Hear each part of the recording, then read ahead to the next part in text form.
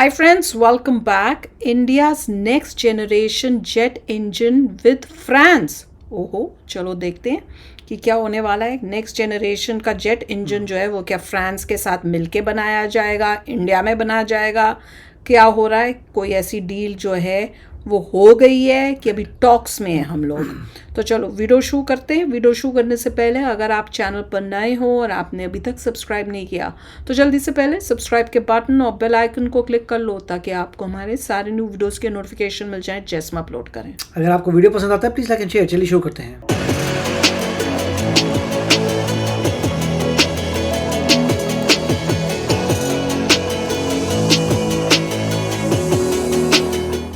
Hello friends, welcome to defence matrix. तो एक बहुत बड़ी न्यूज़ निकलकर सामने आ रही है जिसके अंतर्गत इकोनॉमिक टाइम्स द्वारा ये रिपोर्ट किया जा रहा है कि इंडिया द्वारा फ्रांस को चूज किया जा सकता है next generation fighter jet engine को डेवलप करने के लिए।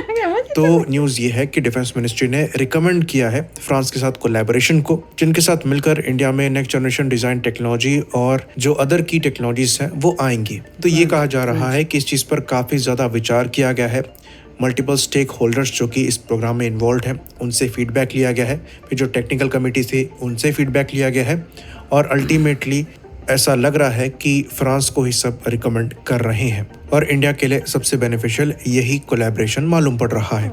ये चीज़ हमने अपने पास्ट वीडियोस में भी डिस्कस करी है कि कैसे फ्रांस एक इंडिपेंडेंट कंट्री है और इनकी फॉरेन पॉलिसी भी इंडिपेंडेंट है, जो कि हमारे लिए ज़्यादा बेनिफिशियल साबित होती है। और क्योंकि फ्रांस द्वारा इन टेक्नोलॉजीज पर अभी काम किया जाना बाकी है, तो ये एक ज़्यादा आइडियल पार्टनर है जिनके साथ हम इस डायरेक्शन में आगे बढ़ सकते हैं, क्योंकि अभी फ्रांस द्वारा वर्क स्टार्ट किया जाना है नेक्स्ट जनरेशन इंजन्स पर और एयरक्राफ्ट पर। तो ये करीबन 61,000 करोड़ का प्रोजेक्ट होने वाला है और इसमें हम 120 किलो न्यूटन क्लास कैटेगरी का जेट इंजन बनाएंगे, जो कि एएमसीए में मेनली इस्तेमाल होगा।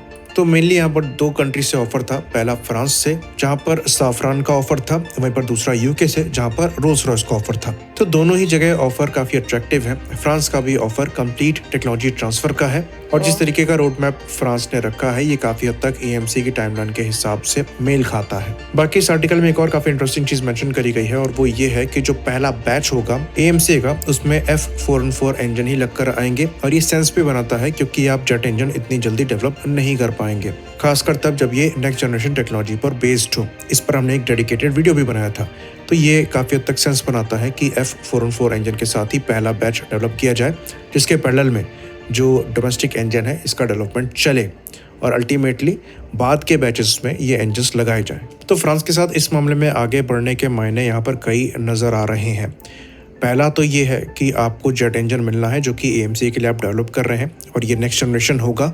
दूसरा ये है कि रफाल का फ्यूचर भी इंडिया में ब्राइट होता हुआ दिख रहा है, क्योंकि नेवी के लिए आप पहले ही एडिशनल रफाल की डील साइन कर चुके हैं जहां पर आप इंडिजिनस वेपन्स को लगाएंगे, जिसके लिए कॉन्ट्रैक्ट में क्लॉज डाला गया है। साथ में फ्यूजलाज इंडिया में मैन्युफैक्चर होगा, एमआरओ फैसिलिटी इंडिया में आ चुकी है और एयरफोर्स द्वारा लार्जर ऑर्डर्स भी फ्यूचर में देखे जा रहे हैं, जिनके साथ ये एक्सपेक्ट किया जा रहा है कि इन एयरक्राफ्ट को इंडिया में टोटली मैन्युफैक्चर किया जाएगा।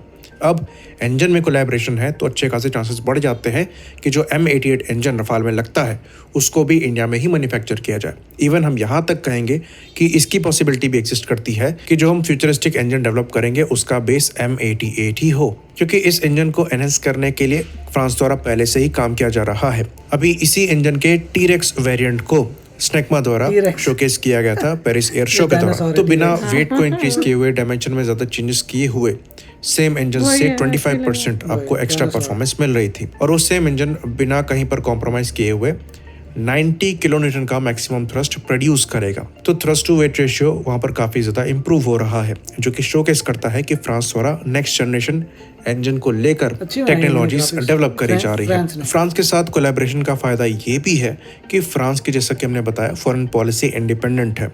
यूके डेफिनेटली विलिंग है हमारे साथ इस डायरेक्शन में काम करने को लेकर, लेकिन यूके की लॉयल्टी यूएस के लिए है, ये चीज़ किसी से छुपी नहीं है। और भले ही अभी इन दोनों कंट्रीज के बीच में थोड़े बहुत टेंशंस दिखाई देते हों, लेकिन अल्टीमेटली यूके की लॉयल्टी जो है ये यूएस की तरफ है और यूएस अनप्रेडिक्टेबल है। तो अगर फ्यूचर में इंडिया और यूएस के रिलेशन खराब होते हैं तो अच्छी खासी पॉसिबिलिटी एग्जिस्ट करती है कि यूएस यूके को यूज कर सकता है आर्म ट्विस्टिंग के लिए। इसके कंपैरिजन में फ्रांस एक ज्यादा स्टेबल कंट्री है और ये ज्यादा मैटर करता है। पास्ट के हमारे पास एक्सपीरियंस भी है जहाँ पर अंडर प्रेशर भी फ्रांस ने इंडिया के साथ रिलेशन इंडिपेंडेंट ही रखे हैं। साथ में फ्रांस के साथ आप ज्यादा बेहतर बार्गेन कर सकते हैं क्योंकि कुछ और इम्पोर्टेंट प्रोजेक्ट्स में भी फ्रांस आपके साथ पार्टनर है। ये चीज किसी से छुपी नहीं है कि IMRH के जो अरावली इंजन्स हैं इनको हम फ्रांस के साथ मिलकर ही बना रहे हैं। साफरन और HAL का जॉइंट वेंचर सफल है जिनके द्वारा ये इंजन प्रोड्यूस किए जाएंगे। साथ में हमारे जो ध्रुव और LCH जैसे प्लेटफॉर्म शक्ति इंजन के साथ फ्लाई कर रहे हैं, ये अगेन फ्रेंच इंजन है। तो फ्रांस हर जगह से सेंस बनाता है। इवन रफाल की साइड से भी देखें तो अगर फ्रांस के साथ हम इंजन डेवलप कर रहे हैं तो ये रफाल का भी फ्यूचर इंडिया में सिक्योर करता है, जो कि हम पहले से ही ऑपरेट कर रहे हैं। तो न्यूज यहाँ पर बड़ी जरूर है पर सरप्राइजिंग नहीं है। चीजें पहले भी फ्रांस के फेवर में झुकती हुई दिखाई दे रही थी क्योंकि इंडिकेशन एक नहीं मल्टीपल मिले हैं। फ्रांस के साथ जितनी सारी डील्स हम कर रहे हैं, रफाल को लेकर जितना कोलैबोरेशन चल रहा है वो ऐसे ही नहीं है। लार्जर डील यहाँ पर एक्सपेक्ट करी जा रही है और ये एक्चुअली अच्छी चॉइस भी है। आई होप इन्फॉर्मेशन यहाँ पर क्लियर रही हो। इसी बात पर इस वीडियो को हम खत्म करेंगे। लाइक करिए, सब्सक्राइब करिए। जय हिंद। न्यूज़ तो बहुत अच्छी है। Next generation jet engines France के साथ। अब मुझे ये समझ आया है कि भैया फ्रांस भी अभी बनाना उसने शुरू नहीं किया है, वो बनाना शुरू करेगा और इंडिया साथ में जो है के साथ अगर बात बन गई तो इंडिया साथ में होगा। तो मुझे ये नहीं समझ में आता कि जिसके पास मतलब पहले बना चुके हैं ये लोग इंजन्स, ये क्यों फिर हमको भी बोल रहे हैं कि हाँ तुम आ जाओ और हम तुमको बताएंगे। तो वो सारा बता देंगे कि कैसे बनते हैं जेट इंजन, हमको सब पता चल जाएगा क्या? क्योंकि अगर इकट्ठे बना रहे हैं तो फिर आपको भी सारी जो सीक्रेट्स पता चल जाएंगी कैसे बनाते हैं। मुझे लग रहा है असेंबली होगी। हाँ मुझे तो यही लगा। कह रहे थे ना ट्रांसफर ऑफ टेक्नोलॉजी होगी। अब सोर्स कोड था कि नहीं देंगे ये लोग, वो तो उसके लिए जॉइंट वेंचर होगा, क्या होगा, इंडिया भी रिसर्च करेगा। क्योंकि मैं तो ये नहीं सोच कावेरी इंजन था, मेरे ख्याल से कावेरी इंजन का क्या हुआ वो पता नहीं, न्यूज़ नहीं आ रही। हाँ नहीं पर मुझे ये लोग आप बताओ भाई कि इस बारे में कि जब ये कह रहे हैं कि ट्रांसफ़र ऑफ टेक्नोलॉजी होगी, इसमें कंप्लीट ट्रांसफ़र ऑफ टेक्नोलॉजी, इसका मतलब हमें पूरा जेट इंजन कैसे बनता है शुरू से लेके एंड तक हमें पता चल जाएगा। फिर तो हम अपने भी बना सकते हैं। राइट इवेंचुअली नहीं, ट्रांसफर इंटेलेक्चुअल प्रॉपर्टी अब चोरी नहीं कर सकते, उसी को जैसे बोलते हैं कि जब तो ट्रांसफर टेक्नोलॉजी का फिर मना, ट्रांसफर टेक्नोलॉजी अगर हो रही है देन इट इज ओके। वो बोला तो यही था, मैंने तो यही सुना। मगर एक होता है कि असेंबली करेंगे, बस असेंबली होगी और नहीं मैंने तो शायद सुना है कंप्लीट ट्रांसफर ऑफ टेक्नोलॉजी होगी। अगर कंप्लीट यही था ना, अगर कंप्लीट ट्रांसफर टेक्नोलॉजी है then you will be fine. तो आपको लाइसेंस मिलेगा, यू कैन मेक। किसी की इंटेलेक्चुअल प्रॉपर्टी हम नहीं ले सकते, बट ये होगा आपको लाइसेंस होगा to manufacture it at some cost. Question ये है कि अगर कंप्लीट ट्रांसफर ऑफ टेक्नोलॉजी है तो क्या हमारे पास ये सारा कि कैसे बनता है एक जेट इंजन, क्या सारा कुछ हमें पता चल जाएगा? और अगर पता चल जाएगा तो मैं तो ये सोच रही हूँ कि कोई और कंट्री जो इतना करोड़ों कमाती है जस्ट बिकॉज उसके पास वो टेक्नोलॉजी है, वो क्यों देगी किसी और को जो उससे खरीदता है? मुझे तो यही बात नहीं समझ में आ रही है अभी। पूरी चीज़ नहीं होगी, कुछ ना कुछ होगा, कुछ मैन्युफैक्चरिंग होगी, यही पूछना है, बताना भैया डिटेल्स कुछ ना कुछ होगा धीरे धीरे या फिर इंडिया जो है कावेरी के बहुत क्लोज होगा, बनाने वाला होगा तब भी है। और जहाँ तक हमने कावेरी की न्यूज़ ही नहीं आ रही, हमारा अपना इंजन है, उसको तेजस में लगाने वाले थे, टेस्ट करने वाले थे, देखने वाले थे, उसके बाद पूरी न्यूज़ ही ठप होगी। उसका हुआ क्या बताओ भैया, क्या हुआ कमेंट सेक्शन। और जैसे मैंने पहले लास्ट टाइम बोला था हाइपरसोनिक के बारे में, यूएस के पास हाइपरसोनिक हैं, वो टेस्टिंग एंड प्री डिप्लॉयमेंट में that is as good as they are available. अगर आप विकिपीडिया में देखते हैं पिछले 1 साल से टेस्टिंग प्री डिप्लॉयमेंट लिया तो आपको क्या लगता है कि तब तक प्री डिप्लॉयमेंट टेस्टिंग रहेगा? इंटरनली क्या होता है नोबडी नोज।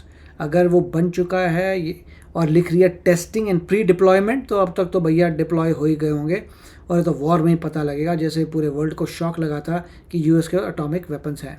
ये तो तरीका होता है बोलने का, क्योंकि जब भी उन्होंने टेस्टिंग की होगी तो पता चल गया होगा वर्ल्ड को ये भी टेस्ट करें ये भी करें तो they have it and that's how it is like this. So उस विकीपीडिया में देखें तो बहुत सारी कंट्रीज़ हैं जिसमें कईयों में तो लिखा है they are under development. India में अंडर डेवलपमेंट है और जगह हो चुका है testing deployment and deployment, right.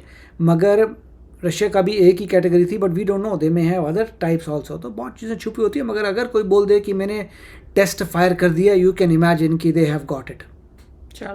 चलो यार, अब भी शेयर करना अपने थॉट्स। चलते हैं, मिलेंगे नेक्स्ट वीडियो में बहुत ही जल्द। Till then take care and bye bye. तो अगर आप मेरे इस चैनल पे नए हो तो जल्दी से सब्सक्राइब के बटन को हिट करो और बेल आइकन को क्लिक करो ताकि आपको मेरा जब नया वीडियो मैं लगाऊं आपको उसके बारे में जल्दी से पता चल जाए।